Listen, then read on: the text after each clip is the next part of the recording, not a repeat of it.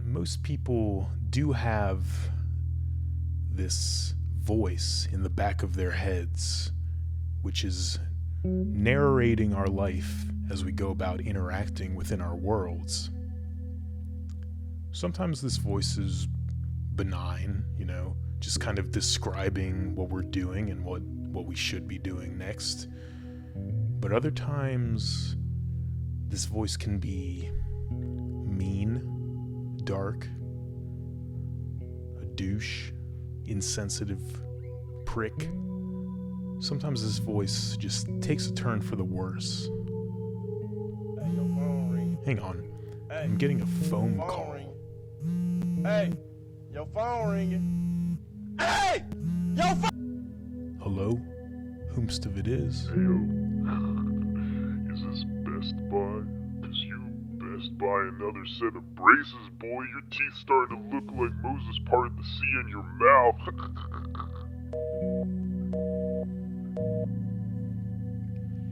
It feels like this voice is coming from within us.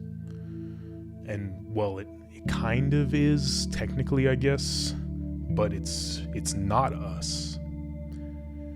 See, there were a group called the Pragmatists, who were some psychologists in the early 20th, late 19th century, William James being one of them. They believed that psychological concepts are only helpful insofar as they're, helpful.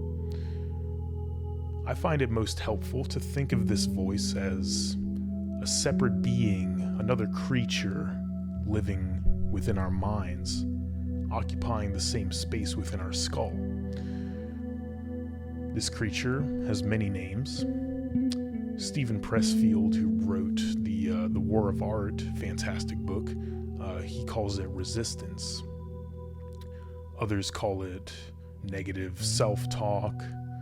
My stepdad calls it laziness. I just call mine dickhead.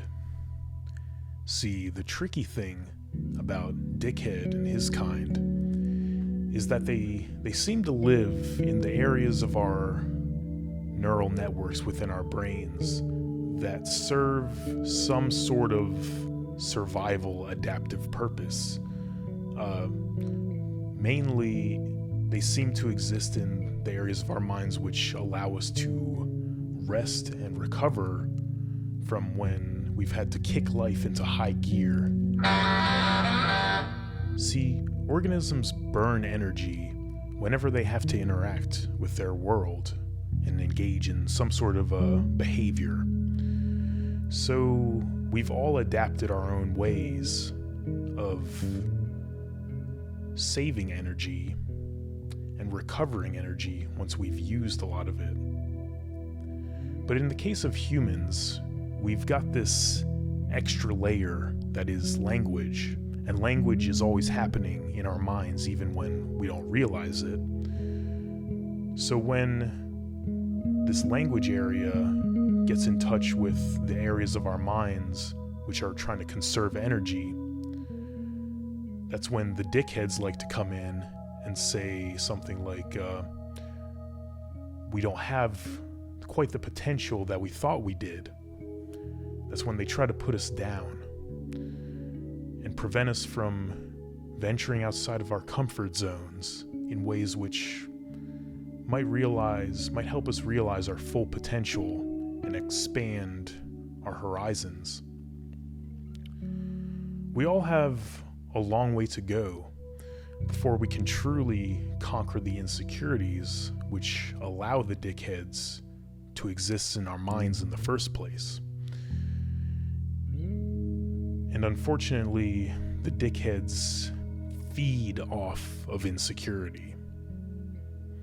See, it's like having a shitty neighbor, and you're cool with your landlord, you get along with them, but you may have been late on rent a couple months and they don't actually care about how much you like living there or whatever.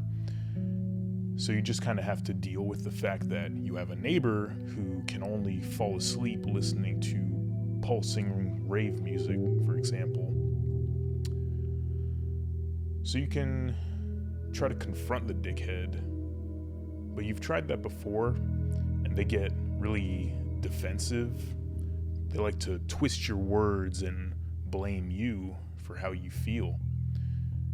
In our case, this might turn into ruminating and wallowing in past struggles that we've had, which may have led up to the current distress that we're experiencing. Or this might look like worrying about future problems and how unresolved stress we have up until this point might play into us repeating a similar situation in the future.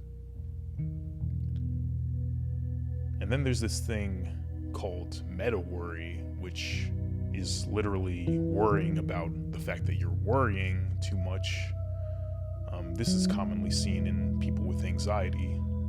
This would be like if you kept confronting your neighbor and asking them to turn down the EDM lullaby, and they just go, "Bro, why are you jocking my swag all the time? For real, you should just rent out a part of my basement for how much you like to come over here and kill my steez."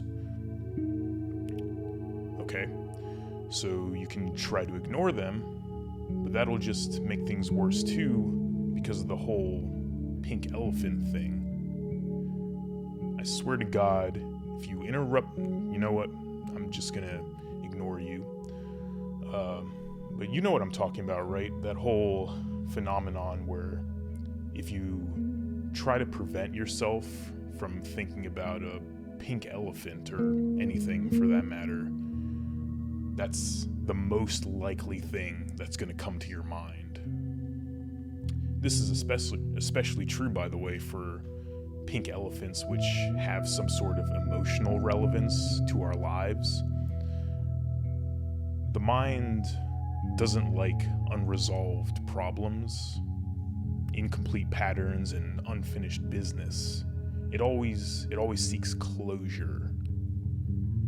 Environmental patterns which have some sort of element of randomness or unpredictability are often the strongest, most resilient predictors and sources of distress in our lives.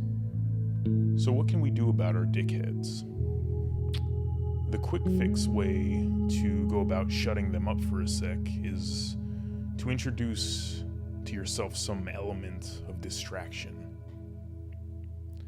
This would be like if you're at your neighborhood cookout and you're enjoying yourself, hanging out, and you're getting yourself a nice dog to munch on, and lo and behold, who walks up to you? Your dickhead neighbor, and he wants to tell you all about his cutlery pyramid scheme. You desperately look around for an escape, and you spot Jenny, was it, from the market, and you decide that right now is the perfect time to tell her all about the quality of her fish.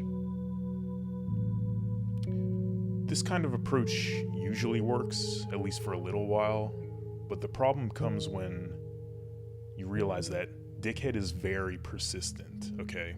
He's going to wait for as soon as you have a moment of silence to yourself, and he's gonna come in and do his thing. The best way to overcome your dickhead is through radical acknowledgement of its presence, while still maintaining your power over it. Dickhead lives in your skull. That makes you its landlord. So rather than ignoring them, what happens if we just talk to them, hear them out for a second? This is kind of where giving a name to your dickhead, your voice, comes in handy.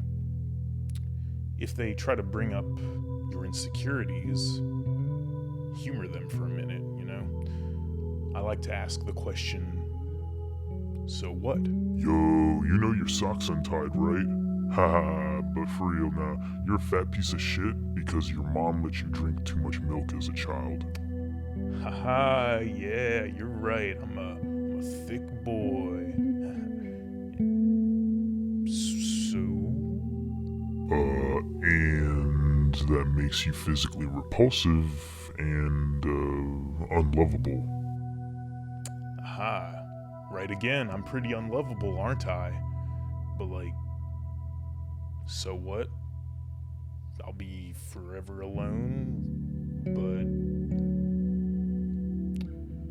it might seem counterintuitive, but remember that dickheads feed off of uncertainty, unknowable chaos, and incomplete patterns. If we can treat dickheads' concerns as if they were 100% true, we can explore what they might mean for our lives if they actually played out in that way. Even if the story is a worst-case scenario, this exercise will ultimately take away the power that dickhead has. It might be helpful to bring in a third party to its go-to insults for you. This is where finding a good therapist can come in handy.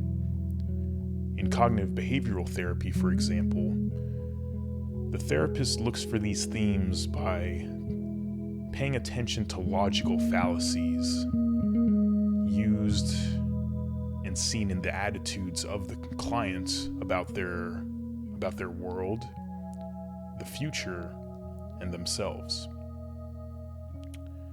These are called cognitive distortions. There's all sorts of lists of these on the internet. I might put one in the bio for you all to check out. Give it a read if I do. Give it a read, and try to identify which ones you most often see your dickhead using. Alright, you all, that's about all you need to know about the dickheads and negative self-talk for now. If you found this video helpful, go ahead and leave a comment below about what you found helpful.